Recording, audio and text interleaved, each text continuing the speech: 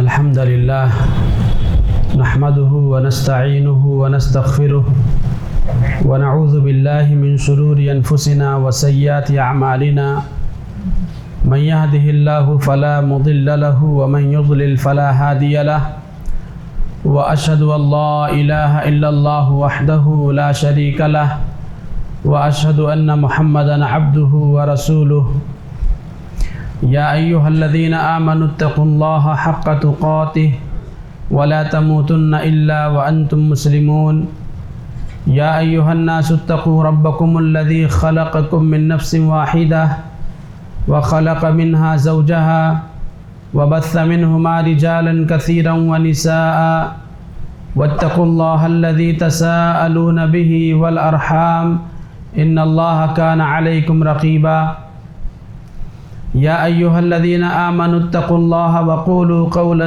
سديدا يصلح لكم أعمالكم ويغفر لكم ذنوبكم ومن يطع الله ورسوله فقد فاز فوزا عظيما أما بعد فإن خير الحديث كتاب الله وخير الهدي هدي محمد صلى الله عليه وسلم وشر الأمور محدثاتها وكل محدثة بدعة وكل بدعة ضلالة وكل ضلالة في النار أعوذ بالله من الشيطان الرجيم بسم الله الرحمن الرحيم ولقد خلقنا الإنسان ونعلم ما توسوس به نفسه ونحن أقرب إليه من حبل الوريد إذ يتلقى المتلقيان عن اليمين وعن الشمال قعيد ما يلفظ من قول إلا لديه رقيب عتيد وجاءت سكرة الموت بالحق ذلك ما كنت منه تحيد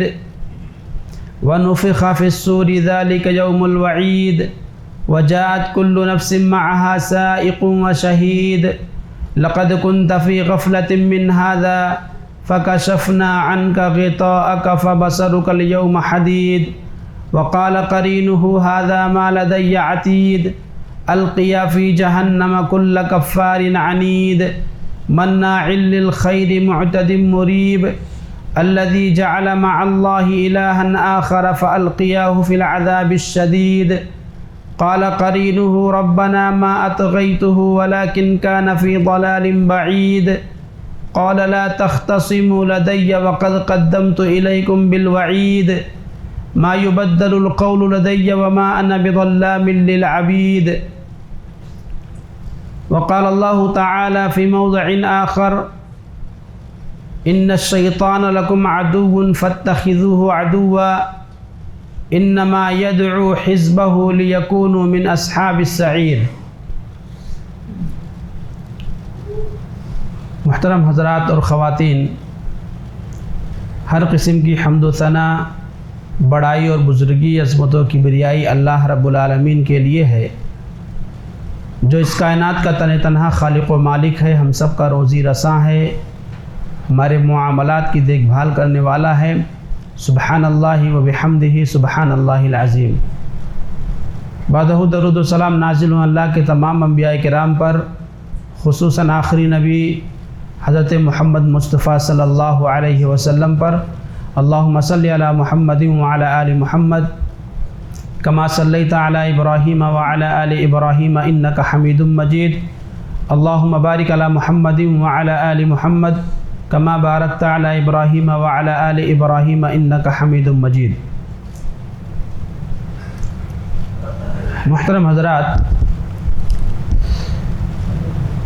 اللہ تبارک و تعالی کے دربار میں، اللہ تبارک و تعالیٰ کا دربار لگا ہوا ہے اور فرشتے دست بستہ صفیں باندھے ہوئے ہماتن گوش چپ چاپ کھڑے ہیں۔ اللہ تبارک و تعالیٰ نے فرشتوں سے کہا انی خالق بشرا من طین، فرشتوں دیکھو میں مٹی سے ایک بشر پیدا کرنے والا ہوں۔ فَإِذَا سَوَّيْتُهُ وَنَفَخْتُ فِيهِ مِن رُّوحِي، جب میں اس بشر کو مکمل طور پہ بنا لوں اور اس میں اپنی روح پھونک دوں، فقعوا لہ ساجدین، تو تم سب اس کو سجدے میں گر جانا، اس کے لیے سجدے میں گر جانا۔ چنانچہ جب اللہ تبارک و تعالی نے بشر کو یعنی حضرت آدم علیہ السلام کو اللہ نے پیدا کیا، بنایا، مکمل کیا، ان کی تخلیق مکمل ہوئی، اللہ نے اس کے اندر روح پھونکی، تو فرشتوں نے اللہ تبارک و تعالی کے حکم کے مطابق سجدہ کیا۔ فسجد الملائکۃ کلہم اجمعون، تمام کے تمام فرشتے اللہ تبارک و تعالی کے حکم پر سجدے میں گر پڑے، الا ابلیس، سوائے ابلیس کے، استکبر، کہ اس نے تکبر کیا اور سجدہ کرنے سے اس نے انکار کر دیا۔ اللہ تبارک و تعالی نے اس سے پوچھا کہ اے ابلیس، جس مخلوق کو میں نے اپنے ہاتھ سے بنایا اور جس کے سجدہ کرنے کے لیے میں نے حکم دیا تھا، تو نے اس کو سجدہ کیوں نہیں کیا؟ تو اس نے کہا انا خیر منہ، میں نے اس لیے اسے سجدہ نہیں کیا کیونکہ میں اس سے بہتر ہوں۔ خلقتنی من نار وخلقتہ من طین، تو نے مجھے آگ سے پیدا کیا ہے اور آدم کو تو نے سڑے ہوئے مٹی سے پیدا کیا ہے، تو میں آدم سے افضل ہوں، بہتر ہوں، میں آدم کو سجدہ کیوں کروں؟ اللہ تبارک و تعالی نے فوری طور پر حکم نافذ کیا، فرمایا فخرج منہا فإنک رجیم، تو میرے دربار سے نکل جا، تو مردود ہے، وإن علیک لعنتی الی یوم الدین، اور تا قیامت تجھ پر میری لعنت برستی رہے گی۔ ابلیس نے جب دیکھا کہ آدم کے سبب اللہ تبارک و تعالی نے مجھے ذلیل و رسوا کر دیا ہے، تو اس نے اللہ تبارک و تعالی سے مہلت مانگی۔ اس نے کہا رب فانظرنی الی یوم یبعثون، اے میرے رب مجھے قیامت کے دن تک مہلت دے دے، یعنی مجھے اتنی لمبی عمر دے، تب تک مجھے زندہ رکھ، میری موت نہ آئے۔ تو اللہ نے کہا ٹھیک ہے جا فإنک من المنظرین الی یوم الوقت المعلوم، ٹھیک ہے تجھے قیامت تک کے لیے مہلت دی جا رہی ہے۔ پھر اس نے کہا رب بما اغویتنی، اے میرے رب جس آدم کے سبب تو نے مجھے گمراہ کیا ہے، جس آدم کے سبب میں اس قدر ذلیل اور رسوا ہوا ہوں، لَأُزَيِّنَنَّ لَهُمْ فِي الْأَرْضِ، میں زمین میں جا کر کے اس کے اور اس کی اولادوں کے لیے گناہوں کو، سیاہکاریوں کو، معصیتوں کو، جرائم کو مزین کر کے پیش کروں گا، خوبصورت بنا کر کے پیش کروں گا، وَلَأُغْوِيَنَّهُمْ أَجْمَعِينَ، اور سب کو گمراہ کر کے چھوڑوں گا۔ اللہ نے کہا، پھر اس نے یہ بھی کہا إِلَّا عِبَادَكَ مِنْهُمُ الْمُخْلَصِينَ، ہاں تیرے جو مخلص چنندہ سلیکٹڈ بندے ہوں گے وہی میرے وار سے محفوظ رہیں گے، وہی میری چالوں سے بچ پائیں گے، ورنہ سب کو میں گمراہ کرنے کی اپنی پوری انتھک کوشش کروں گا۔ اللہ تبارک و تعالیٰ نے اسے اجازت دی کہ جا دنیا میں آدم کی اولاد پر جتنا تیرا بس چلے تو آزما لے، اپنے حربے، اپنے ہتھ کنڈے، گمراہ کر لے، خوب محنت کر لے، لیکن ایک بات یاد رکھ، فالحق والحق اقول، اللہ نے کہا میں حق بات کہہ رہا ہوں، لَأَمْلَأَنَّ جَهَنَّمَ مِنْكَ وَمِمَّنْ تَبِعَكَ مِنْهُمْ أَجْمَعِينَ، یہ بھی یاد رکھ کہ ہر وہ شخص جو تیری پیروی کرے گا، جو تیری باتوں میں آئے گا، میں اسے اور تجھے اٹھا کر کے جہنم میں بھر دوں گا۔ تو حضرات یہ انسان اور شیطان میں جنگ کی تاریخ ہے۔ شیطان کی دشمنی انسان سے، انسان کی تخلیق ہی سے شروع ہو گئی ہے۔ جب اللہ تبارک و تعالیٰ نے انسان کو، پہلے انسان آدم علیہ السلام کو پیدا کیا، وہیں سے شیطان کی دشمنی شروع ہو گئی ہے۔ اس کی ہر ممکن کوشش ہے کہ جتنے بھی انسان تا قیامت اس دنیا میں آنے والے ہیں سب کو گمراہ کرنے کی کوشش کی جائے، کسی کو نہ چھوڑا جائے۔ اور اس نے ہر ممکن کوشش کی، ہر انسان کو بہکانے کی۔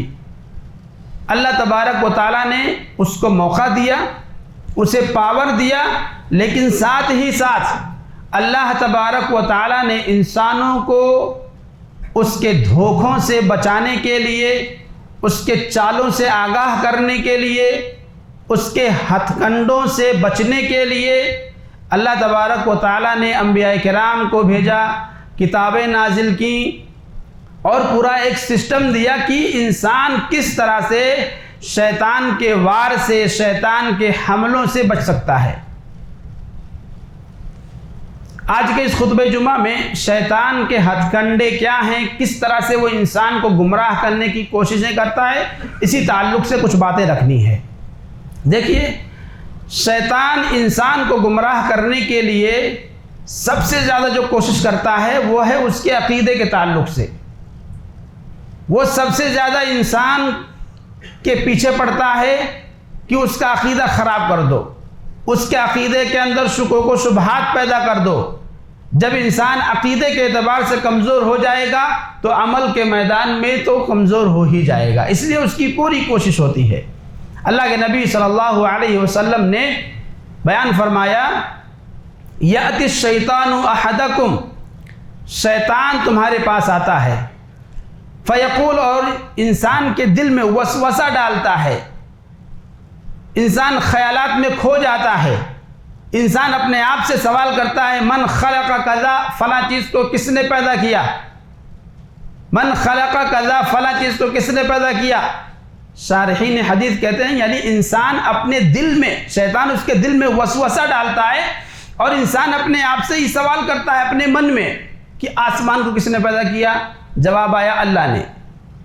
پھر سوال ہوتا ہے کہ زمین کو کس نے پیدا کیا؟ اللہ نے۔ انسان کو کس نے پیدا کیا؟ اللہ نے۔ کائنات کو کس نے پیدا کیا؟ اللہ نے۔ ہوتے ہوتے کہاں تک بات پہنچتی ہے؟ من خلق ربک، انسان کے دل میں یہ بات شیطان ڈالتا ہے کہ جب سب کچھ اللہ نے پیدا کیا ہے، سب سے بڑا اللہ ہے، تو اللہ کو کس نے پیدا کیا؟ اور یہ سچائی ہے، انسان کے دماغ میں یہ بات آتی ہے۔ آپ دیکھیے، گھروں میں بچے ہوتے ہیں، ہم نے دیکھا، مشاہدہ کیا کہ بچے سوال کرتے ہیں، اور سوال کرتے کرتے اس بات پر آتے ہیں کہ اللہ کے تعلق سے، کہ اللہ سے بڑا کون، اس سے بڑا کون، اللہ سے بڑا کون، میں اللہ سے بڑا، یا اس طرح کی باتیں بچوں کے زبان سے نکلتی ہیں۔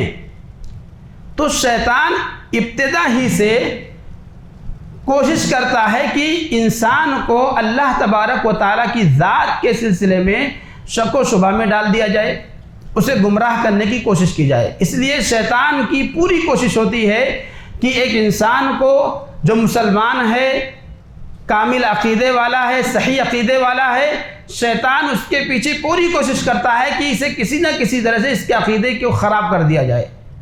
عقیدہ جب خراب نہیں کر پاتا ہے تو پھر اس کے اعمال کی طرف آتا ہے۔ تو بہرحال دیکھیے، اللہ کے نبی نے بتلا دیا کہ ایسا ہوتا ہے کہ انسان سوچتے سوچتے یہاں تک پہنچ جاتا ہے کہ جب اس کو اللہ نے پیدا کیا، فلاں چیز اللہ نے پیدا کیا، تو اللہ کو کس نے پیدا کیا؟ اللہ کے نبی نے کہا کہ اس طرح کے سوالات جب ذہن میں پیدا ہوں، اس طرح کے خیالات جب دماغ میں آئیں تو کرنا کیا ہے؟ اللہ کے نبی نے کہا کہ انسان فوری طور پر متنبہ ہو جائے،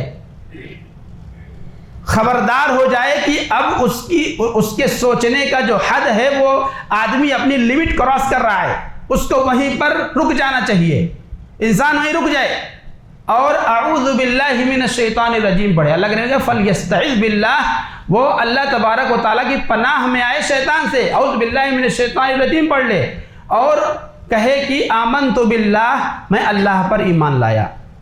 تو یہ کچھ راستے اللہ کے نبی نے بتلائے کہ جب شیطان انسان کو اللہ کی ذات کے تعلق سے شک و شبہ میں ڈالے تو انسان کو کیا کرنا چاہیے کہ انسان فوری طور پر متنبہ ہو جائے، اعوذ باللہ من الشیطان الرجیم پڑھے اور آمنت باللہ کہے۔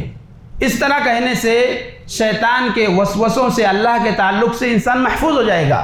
صحابہ کرام اللہ کے نبی کی خدمت میں آئے اور آ کر کے کہا کہ اللہ کے نبی، ہمارے دلوں میں ایسے ایسے خیالات آتے ہیں، ایسے ایسے وسوسے پیدا ہوتے ہیں کہ ان باتوں کو زبان پر لانے سے بہتر ہے کہ ہم جل کر کے راکھ ہو جائیں۔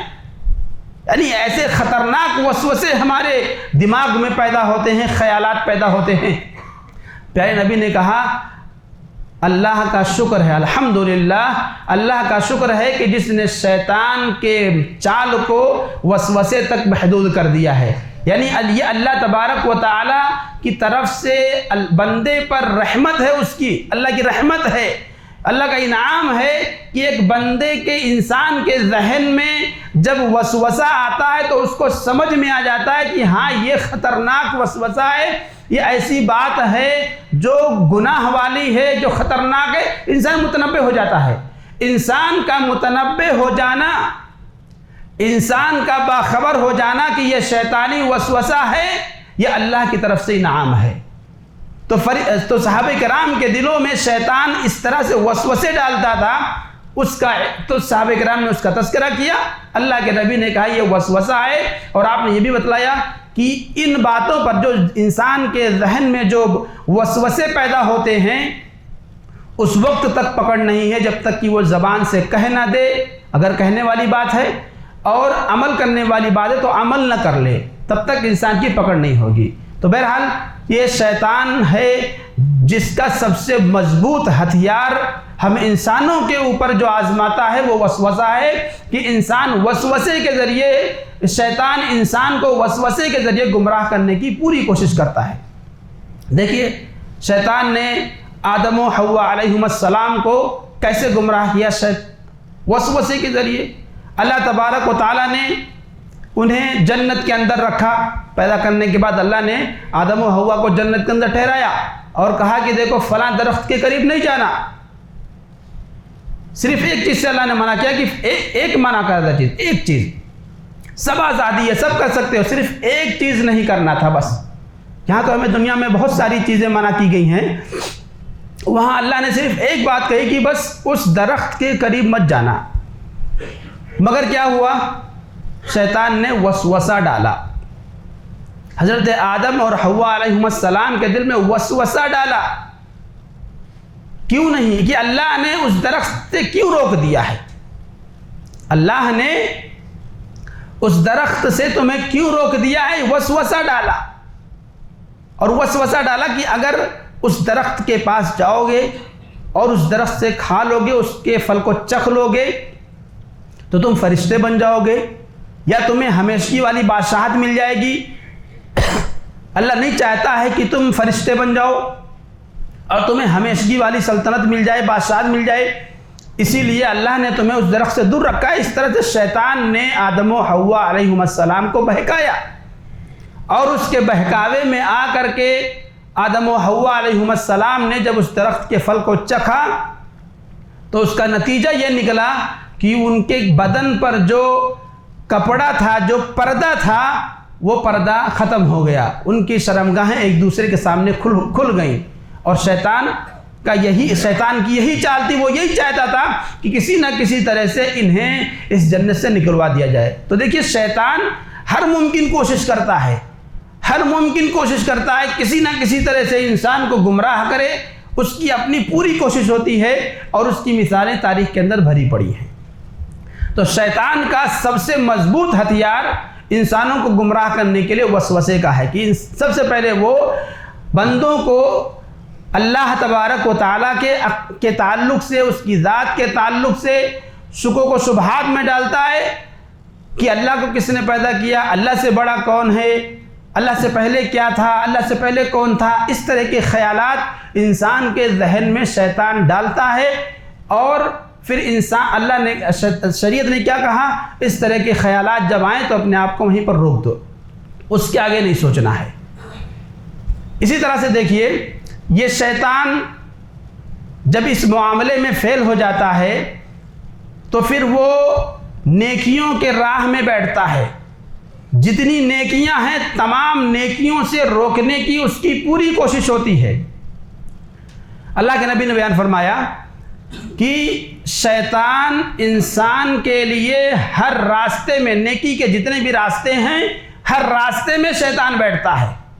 چنانچہ جب ایک انسان جو کفر اور شرک میں ڈوبا ہوا ہے، اگر وہ کفر کو چھوڑ کر کے دامن اسلام میں آنا چاہتا ہے تو اسلام کے راستے میں بیٹھ جاتا ہے، وہ اسلام کے راستے میں بیٹھ جاتا ہے۔ اور انسان اگر اسلام قبول کرنا چاہتا ہے، مسلمان ہونا چاہتا ہے، تو اس کے دل میں وسوسے ڈالتا ہے کہ ارے باپ دادا کا دین چھوڑ دو گے، باپ دادا کے دین چھوڑ دو گے، مسلمان ہو جاؤ گے، خوف دلاتا ہے ایسا ہوگا، گھر والے ماریں گے، سماج والے ماریں گے، بہت پریشانیاں آئیں گی، وغیرہ وغیرہ، ہر طرح سے ڈراتا ہے، ہر طرح سے کوشش کرتا ہے کہ انسان اسلام قبول نہ کرے۔ لیکن جب انسان اس کے وسوسوں کو دھتکار دیتا ہے، اس کے وسوسوں کی پرواہ نہ کرتے ہوئے اسلام قبول کر لیتا ہے، تو پھر اللہ کے نبی کا پھر اس کے بعد وہ ہجرت کے راستے میں بیٹھ جاتا ہے کہ کہیں یہ ہجرت نہ کر کے چلا جائے۔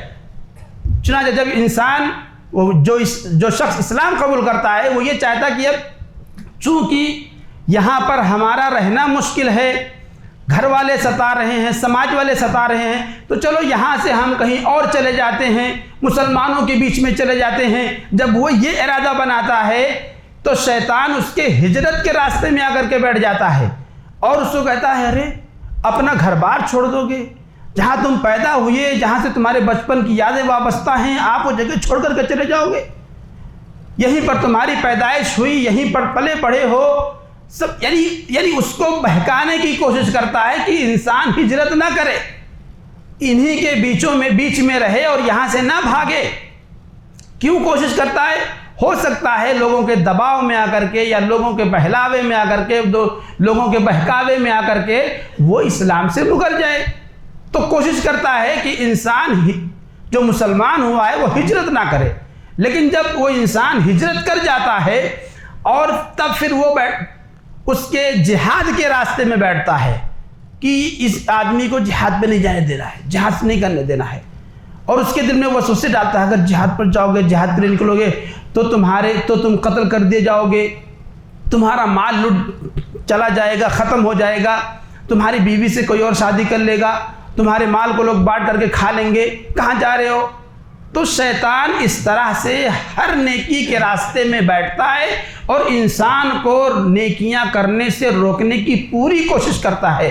اللہ کے نبی نے یہ حدیث بیان کی اور بیان کرنے کے بعد آپ نے فرمایا کہ ان تمام کاموں سے روکنے کے باوجود اگر انسان شیطان کے بہکاوے میں نہیں آتا ہے، اسلام قبول کیا، اس نے ہجرت کی، اس نے جہاد کیا، اللہ کے نبی کہتے ہیں کہ اگر ایسے آدمی کی وفات ہو جاتی ہے اس حال میں کہ وہ قتل کر دیا گیا، جہاد میں اگر وہ مر گیا تو بھی اس کے لیے جنت، اللہ تبارک و تعالیٰ کے لیے ضمانت ہے، اللہ تعالیٰ اس کو جنت دے گا۔ یا اگر وہ آدمی ہجرت کے سفر میں نکلا ہوا ہے اور وہ گھوڑے پر سے گر پڑا یا سواری پر سے گر پڑا، کوئی حادثہ ہو گیا اور اس سفر ہجرت میں اس کا انتقال ہو گیا، اللہ تبارک و تعالیٰ کی ذمہ داری ہے کہ اللہ تبارک و تعالیٰ اس کو جنت کے اندر داخل کرے گا۔ تو یہ یعنی اللہ کے نبی نے اسلام قبول کرنے کے بعد شیطان کی طرف سے آنے والے وسوسوں کو ٹھکرا کر کے جو انسان اسلام قبول کر لے، ہجرت کر لے، جہاد کر لے، اور اس کے بعد اگر کسی بھی راستے میں اس کا انتقال ہو جاتا ہے تو اللہ کے نبی نے کہا کہ شیطان سے مقابلہ کرتے ہوئے یہ زندگی گزارنے والا انسان، اس کے لیے اللہ تبارک و تعالیٰ نے جنت رکھی ہے۔ تو دیکھیے ہر راستے میں خیر کے جتنے بھی راستے ہیں، خیر کے جتنے بھی کام ہیں، تمام کاموں کو کرنے سے روکنے کے لیے شیطان پوری کوشش کرتا ہے۔ اسی طرح سے آپ دیکھیے اللہ کے نبی نے ایک حدیث میں بیان فرمایا کہ جب اذان ہوتی ہے تو شیطان بھاگتا ہے، مشہور حدیث آپ نے بارہا سنی ہوگی کہ شیطان بھاگتا ہے، وہ بھی آواز کرتے ہوئے، ہے نا، گوز مارتے ہوئے بھاگتا ہے تاکہ اسے اذان کی آواز نہ سنائی دے، بھاگتا ہے، جب آواز نکالتے ہوئے بھاگتا ہے خود۔ کہتے ہیں اللہ کے نبی جب اذان ختم ہو جاتی ہے تو پھر لوگوں کے بیچ میں آتا ہے اور لوگوں کو نماز کے لیے نہ جائیں انہیں نماز سے روکنے کی پوری کوشش کرتا ہے، پوری کوشش کرتا ہے کہ انسان نماز کے لیے نہ جائے۔ لیکن جب انسان نماز کے لیے آ جاتا ہے اور اقامت کا ٹائم ہوتا ہے، اقامت ہوتی ہے، پھر بھاگ کھڑا ہوتا ہے اقامت کے بعد پھر حاضر ہوتا ہے اور نماز کے دوران انسان کے دل میں وسوسے ڈالتا ہے۔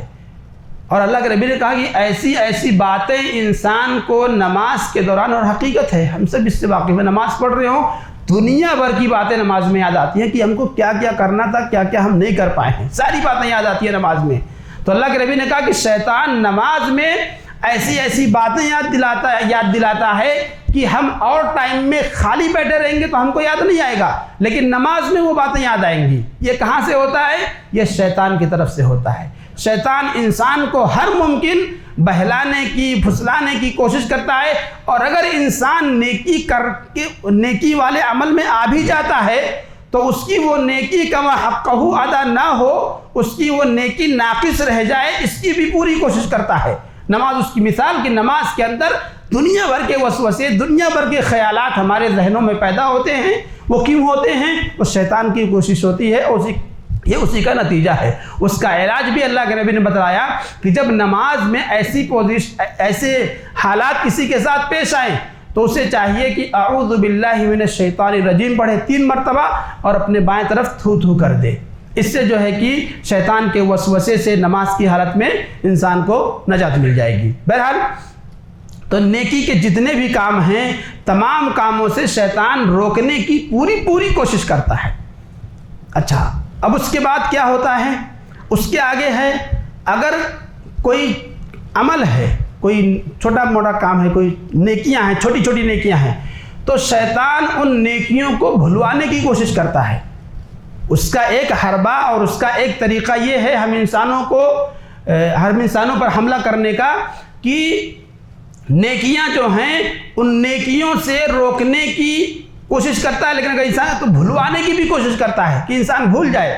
کوئی نیکی ہے، معمولی نیکی ہے، انسان کو بھلوانے کی کوشش کرتا ہے کہ انسان وہ نیکی نہ کر پائے۔ اللہ کے نبی نے حدیث میں بیان فرمایا کہ دو عادتیں، 2 خصلتیں، 2 نیکیاں ایسی ہیں کہ جو بھی مومن بندہ ان 2 نیکیوں پر محافظت کرے، ہمیشگی کے ساتھ ان 2 نیکیوں کو کر لے تو اس کا ٹھکانہ جنت ہے۔ اللہ کے نبی نے جنت کی گارنٹی دی، کہا 2 نیکیاں ہیں، دو چیزیں ہیں کہ اگر کوئی مومن بندہ ان کو پابندی کے ساتھ انجام دیتا ہے تو اس کا ٹھکانہ جنت ہے۔ اور اللہ کے نبی نے یہ بھی کہا وہما یسیر، وہ دونوں اعمال انتہائی آسان ہیں، لیکن وَمَن يَعْمَلُ بِهِمَا قَلِيلٌ، ان دونوں پر عمل کرنے والے انتہائی کم ہیں۔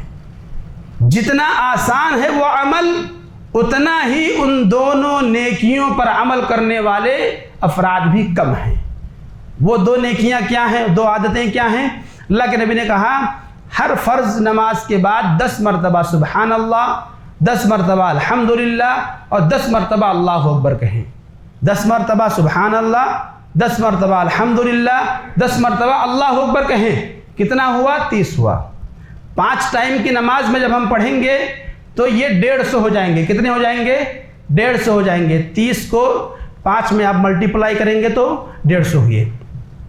تو اللہ کے نبی نے کہا یہ ہوئے 150، زبان سے ہم نے ادا کیے 150 مرتبہ ہم نے اذکار کیے، لیکن یہ میزان میں، ترازو میں، نامہ اعمال میں ان کا شمار ہوگا 1500۔ ہم نے 150 مرتبہ اللہ کا ذکر کیا اور ہمارے نامہ اعمال میں 150 لکھا جائے گا، 1500 لکھا جائے گا کہ اس نے 1500 مرتبہ، 1500 مرتبہ اس نے اللہ کا ذکر کیا ہے، کیونکہ ایک عمل کی نیکی 10 گنا ہے۔ یہ ایک عمل ہوا، کیا ہے؟ ہر فرض نماز کے بعد 10 مرتبہ سبحان اللہ، 10 مرتبہ الحمدللہ، 10 مرتبہ اللہ اکبر پڑھنا ہے۔ کب پڑھنا ہے؟ فرض نمازوں کے بعد۔ دوسری نیکی اللہ کے نبی نے فرمایا کہ جب تم میں سے کوئی آدمی بستر پر آئے تو 33 مرتبہ 33 مرتبہ سبحان اللہ، 33 مرتبہ الحمدللہ اور 34 مرتبہ 34 مرتبہ اللہ اکبر کہہ لے۔ یہ 100 ہو گئے۔ کتنے ہو گئے؟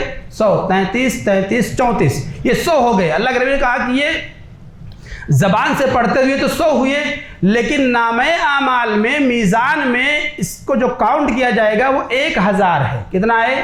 1000۔ 100 کی جگہ پر 1000 نیکی آپ کو ملے گی۔ یقیناً یہ دونوں اعمال انتہائی آسان ہیں۔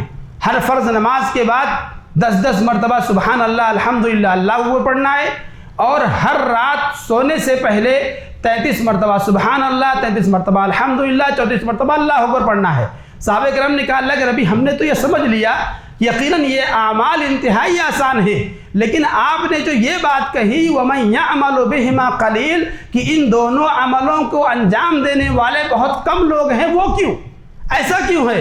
اللہ کے نبی نے وجہ بتلائی، کہا دیکھیے یَأْتِي أَحَدَكُمُ الشَّيْطَانُ شیطان تمہارے پاس آتا ہے کب؟ جب انسان نیند سونے کے لیے بستر پر جاتا ہے تب انسان جب سونے کے لیے بستر پر جاتا ہے شیطان اس کے پاس آتا ہے اور اس کو ان اذکار کے پڑھنے سے پہلے سلا دیتا ہے، بلوا دیتا ہے انسان کو کہ یہ انسان یہ اذکار پڑھ پائے، اور انسان ان اذکار کو پڑھے بغیر سو جاتا ہے۔ ہم اور آپ اپنا جائزہ لیں، یہ بات صحیح ہے کہ نہیں ہے؟ ہم ان اذکار کو پڑھتے ہیں، شاید کہ اتنی بڑی مجلس میں 1 2 4 ہوں گے تو ہوں گے، ورنہ نہیں پڑھتے ہوں گے۔ اللہ کے نبی نے کیا کہا؟ انتہائی آسان ہے مگر اس پر عمل کرنے والے بھی انتہائی کم ہیں۔ کیوں؟ کیونکہ جب انسان سونے کے لیے بستر پہ جاتا ہے تو شیطان اس کو ان اذکار سے بھلا دیتا ہے اور اس سے پہلے کوشش کرتا ہے کہ انسان سو جائے۔ اگر انسان اذکار میں لگ بھی جائے تو اسے یاد ہی نہیں رہ جائے گا یہ کہ یہ بھی پڑھنا ہے، اور اس سے پہلے اس کے اوپر نیند کا غلبہ آ گیا اور اس سو گیا۔ تو شیطان کی یہ کوشش، یا شیطان انسان کو خیر کے کام سے بھلا دیا، اور کہا کہ جو فرض نمازوں کے بعد 10 مرتبہ سبحان اللہ الحمدللہ اللہ کو پڑھنے کا معاملہ ہے تو جیسے ہی سلام پھیرے ویسے ہی کوئی نہ کوئی کام یاد آ گیا اور انسان اٹھا اور نکل گیا، بھول گیا اب نہیں پڑھنا ہے۔ تو یہ سچائی ہے، حقیقت ہے۔ اللہ کے نبی نے بیان فرمایا، اللہ کے نبی بیان کر رہے ہیں کہ یہ دونوں عمل انتہائی آسان۔ اس عمل کی فضیلت یہ کہ اگر کوئی بندہ ان کی حفاظت کرے، ان کی محافظت کرے، ان کو پابندی کے ساتھ پڑھتا رہے تو اس کا ٹھکانہ جنت ہے۔ لیکن جتنا یہ عمل آسان ہے اتنا ہی اس عمل کو انجام دینے والے بھی کم ہیں، کیونکہ ان اعمال کے انجام دہی سے روکنے میں شیطان کا کردار ہے۔ شیطان انسان کو رات میں سونے کے وقت ان اذکار کے پڑھنے سے بھلوا دیتا ہے تاکہ انسان یہ اذکار نہ پڑھ پڑے، اور اس سے پہلے اس کو سلانے کی کوشش کرتا ہے، اور نماز کے بعد انسان کو بہت ساری یا چیزیں یاد دلاتا ہے کہ یہ کام کرنا ہے، یہ کام کرنا ہے، یہ گھائی کام ہے، اس کو جلدی نپٹانا ہے۔ تو انسان جو ہی سلام پھیرا اور اس کے بعد پھر اٹھ کر کے چلا گیا۔ دیکھیے ضرورت ہے تو کوئی مسئلہ نہیں ہے، یقیناً جائیں، ضروری کام ہے جائیں، اس سے لیکن کوئی کام نہیں ہے، صرف بیٹھ کر کے دکان پہ بات کرنا ہے، کھڑے ہو کر کے گفتگو کرنی ہے، کوئی کام نہیں ہے، گپے ہانکنا ہے، تو اس سے بہتر ہے کہ آپ اپنے نماز پڑھی ہوئی جگہ پر بیٹھ کر کے سلام پھیرنے کے بعد کے جو اذکار ہیں انہیں پڑھیں، ان کی پابندی کریں۔ تو دیکھیے شیطان کس طرح سے ہم انسانوں کو خیر کے کاموں سے روکنے کی پوری کوشش کرتا ہے۔ وہ وہاں سے آیا ہی ہے، اسی لیے وہ اللہ کے پاس سے وعدہ کر کے آیا ہے کہ آدم کی اولاد کو ہر ممکن کوشش کروں گا، لا تجد اکثرہم شاکرین۔ اس نے اللہ سے چیلنج کیا ہے کہ تیرے اکثر بندے ناشکرے ہی رہیں گے۔ تو ہم اب آپ دیکھیے ہم سے اکثر لوگ ناشکرے ہی ہیں، انسانوں کی اکثریت یہ ناشکری ہی ہے۔ نماز پڑھنے والے نہ پڑھنے والے دونوں کو دیکھ لیجئے، نماز نہ پڑھنے والوں کی تعداد زیادہ ہے، مسلمان اور کافروں کا اگر تناسب دیکھ لیجئے تو کفار زیادہ ہیں، مسلمان کم ہیں۔ پھر مسلمانوں کے اندر اگر صحیح اسلام ماننے والے اور شرک و بدعات کے اندر ڈوبے ہوئے لوگوں کا اگر موازنہ کریں گے تو جو توحید والے ہیں ان کی مقدار آپ کو کم ملے گی، اور شرک و بدعات میں ڈوبے ہوئے لوگ زیادہ ملیں گے۔ اسی طرح سے دیگر جو نیکیاں ہیں، یعنی ہر اعتبار سے اگر آپ چیک کریں گے تو آپ کو نتیجہ یہی ملے گا کہ جو نیکیوں والے کام ہیں، جو افضل چیزیں ہیں، ان میں لوگوں کی تعداد کم ملے گی آپ کو، اور برائیوں کی چیز میں لوگوں کی تعداد آپ کو زیادہ ملے گی۔ یہ شیطان کی کوشش ہے، اس کی کوشش کا، اس کی محنت کا نتیجہ ہے۔ اللہ نے فرمایا وَلَقَدْ صَدَّقَ إِبْلِيسُ ظَنَّهُ، ابلیس نے اللہ تبارک و تعالیٰ کے دربار میں جو اس نے وعدہ کیا تھا، اپنے اس وعدے کی تکمیل میں وہ سچا ہوا۔ فَاتَّبَعُوهُ إِلَّا فَرِيقًا مِّنَ الْمُؤْمِنِينَ، اور انسانوں کی اکثریت یہ شیطان کی پیروکار ہو گئی ہے سوائے مومنوں کی ایک چھوٹی سی جماعت کے۔ تو یہ بہت ہی اہم چیز ہے کہ ہم سب نے دیکھنا ہے، ہم سب کو یہ دیکھنا ہے کہ ہم اس راستے سے بھٹک کر کے کہیں شیطان کے راستے پر تو نہیں جا رہے، شیطان جو چاہتا ہے کہیں ہم اسی پر تو نہیں چلتے ہوئے جا رہے ہیں۔ لہذا ہم سب کو اس بات کی فکر کرنی ہے کہ ہمیں شیطان کے وسوسوں سے، شیطان کے حملوں سے، شیطان کے ہتھ کنڈوں سے اپنے آپ کو بچانا ہے۔ تو شیطان سب سے پہلے انسان کا عقیدہ بگاڑنے کی کوشش کرتا ہے، اس پہ جب ناکام ہوتا ہے تو پھر انسان کو اعمال سے روکتا ہے، اور اعمال سے جب نہیں روک پاتا ہے تو پھر انسان کے اعمال کو ناقص کرنے کی کوشش کرتا ہے کہ انسان جو بھی عمل کرے وہ مکمل نہ ہو، اس کے اندر ادھورا پن رہے، اخلاص نہ رہے۔ اب دیکھیں بہت سے لوگ اللہ کے راستے میں خرچ کرتے ہیں، بہت سے لوگ اللہ کے راستے میں خرچ کرتے ہیں، اللہ کو وہ خرچ کیا ہوا مال پسند ہے جو اخلاص کے ساتھ کیا گیا ہو، لیکن بہت سے لوگ اب اگر اس پہ بھی آپ سروے کریں گے یا تجزیہ کریں گے تو آپ کو یہی ملے گا کہ اللہ کے راہ میں دینے والے اخلاص کے ساتھ کم ملیں گے، دکھاوا کرنے والے آپ کو زیادہ ملیں گے، دکھاوا کرنے والے زیادہ ملیں گے۔ بہرحال کون کس نیت سے دیتا ہے یہ تو اللہ بہتر جانتا ہے، مگر لوگوں کے اعمال گواہی دیتے ہیں جب وہ اپنے بات کو تذکرہ کرتے ہیں کہ ہم نے فلاں جگہ پر اتنا دیا، فلاں جگہ پر اتنا دیا، فلاں جگہ پر اتنا دیا۔ اس کو بتانے کی ضرورت نہیں ہے۔ بہت سارے لوگ بقرعید کے موقع پر قربانی کا جانور خرید کر کے لاتے ہیں، نہ پوچھو ہی مت کہ مطلب آپ کتنے کا لائے ہو، لیکن پھر بھی بتائیں گے بھیا ہم نے 5 لائے اور اتنے کا لے کر آئے، اتنے کا لے کر کے آئے۔ ارے ہم نے آپ سے پوچھا ہی نہیں گیا تو آپ بتا کس لیے رہے ہیں؟ کوئی جانکاری دینا ہے یا آپ کیا بتلانے؟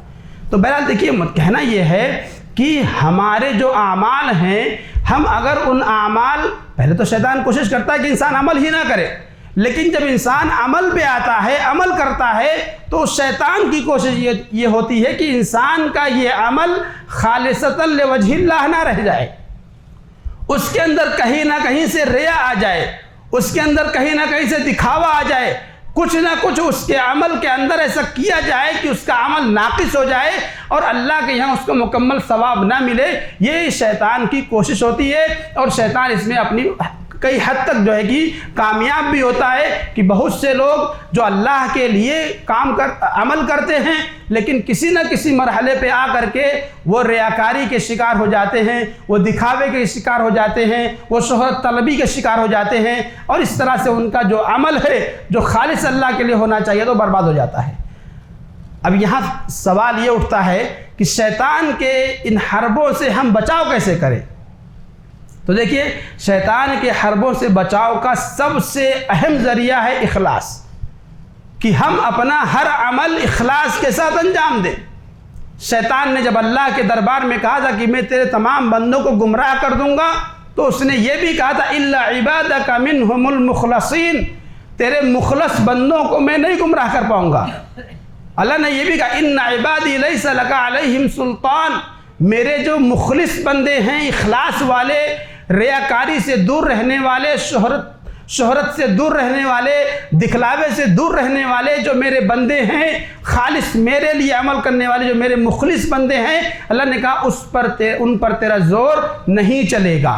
تو سب سے پہلی چیز یہ ہے کہ ہم اپنے اندر اخلاص پیدا کریں، ہم جو بھی عمل کریں اس کے اندر اخلاص ہو، خالص اللہ تبارک و تعالیٰ کے لیے ہو، اس میں کسی بھی قسم کی ریاکاری نہ ہو، کسی کو دکھاوا نہ ہو، نام چاہنا مراد مقصد نہ ہو کہ کریں گے تو ہی نام ہوگا نہیں تو نہیں ہوگا، کریں گے تبھی کہیں گے کہ ہاں یہ سیٹ ہے، نہیں تو لوگ سیٹ نہیں کہیں گے، کیسے لوگ جانیں گے کہ ہم سیٹ ہے۔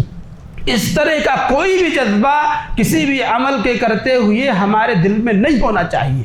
سب سے پہلی چیز شیطان کے حربے سے اگر اپنے آپ کو بچانا ہے تو ہم اپنے ہر عمل میں اخلاص پیدا کریں، کہ اخلاص جن کے اعمال میں ہوتا ہے وہی شیطان کے ہتھ کنڈوں سے، اس کے حملوں سے محفوظ رہ پاتے ہیں۔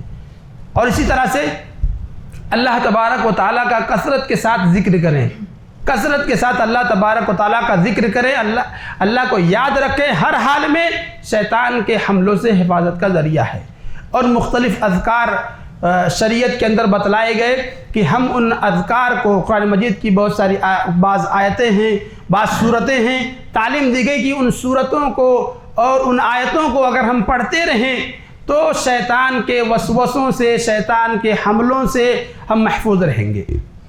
آیت الکرسی، اس کے تعلق سے پیارے نبی نے کہا کہ کوئی آدمی جب رات میں اپنے بستر پر سوئے اور آیت الکرسی پڑھ لے تو صبح تک اللہ کی طرف سے ایک فرشتہ اس کی حفاظت کے لیے جو ہے کہ محافظ مقرر ہو جاتا ہے، ایک فرشتہ اس کی نگہبانی کرتا ہے صبح تک۔ تو یہ آیت الکرسی۔ اسی طرح سے اللہ کے نبی نے کہا کہ سورۃ البقرہ کی آخر کی جو دو آیتیں ہیں وہ اگر لوگوں کے گھروں میں مسلسل پڑھی جائیں تو شیطان اس گھر کے قریب نہیں جائے گا جس گھر میں سورۃ البقرہ کی آخر کی دو آیتیں۔ بعض روایتوں میں ہے پوری سورت کہ سورۃ البقرہ جس گھر میں پڑھی جائے اس گھر میں شیطان نہیں داخل ہوتا ہے۔ بعض روایتوں میں ہے کہ سورۃ البقرہ کی آخر کی دو آیتیں جس گھر میں پڑھی جائے تو اس گھر میں شیطان داخل نہیں ہوتا ہے، اس کے قریب نہیں جاتا ہے۔ اور سورۃ الفلق اور سورۃ الناس جنہیں معوذتین کہتے ہیں، ان دو سورتوں کو خاص طور سے اللہ کے نبی صلی اللہ علیہ وسلم پڑھتے تھے نظر بد سے بچنے کے لیے، یا اسی طرح سے دیگر تمام بہت ساری برائیاں۔ اللہ کے نبی، صحابہ کہتے ہیں کہ اللہ کے نبی صلی اللہ علیہ وسلم بہت سارے لمبے اذکار پڑھتے تھے، لیکن جب سورۃ الفلق اور سورۃ الناس یہ دونوں صورتیں نازل ہوئیں تو جو لمبی دعائیں تھیں اللہ کے نبی نے ان تمام دعاؤں کو ترک کر دیا اور انہی دونوں صورتوں کو اختیار کر لیا اور انہیں کی پابندی کے ساتھ تلاوت کرنے لگے۔ اور اللہ کے نبی نے باقاعدہ حدیثوں میں کہا بھی ہے کہ جو آدمی صبح کے وقت اور شام کے وقت تین مرتبہ قل هو اللہ احد، قل اعوذ برب الفلق، قل اعوذ برب الناس، ان تینوں صورتوں کی جو آدمی صبح و شام تلاوت کرے گا تو وہ شیطان کے حملوں سے، ہر طرح کے حملوں سے محفوظ رہے گا۔ یہ ساری چیزیں بچاؤ کی ہیں جو شیطان کے حملوں سے، چاہے وہ آج کل جو جادو، جنات، یہ دنیا بھر کی جو مصیبتیں آج ہمارے گھروں میں آ رہی ہیں وہ ہوں یا وسوسے ہوں، تمام چیزوں سے حفاظت کا ذریعہ یہ بہت ہی اہم چیز ہے۔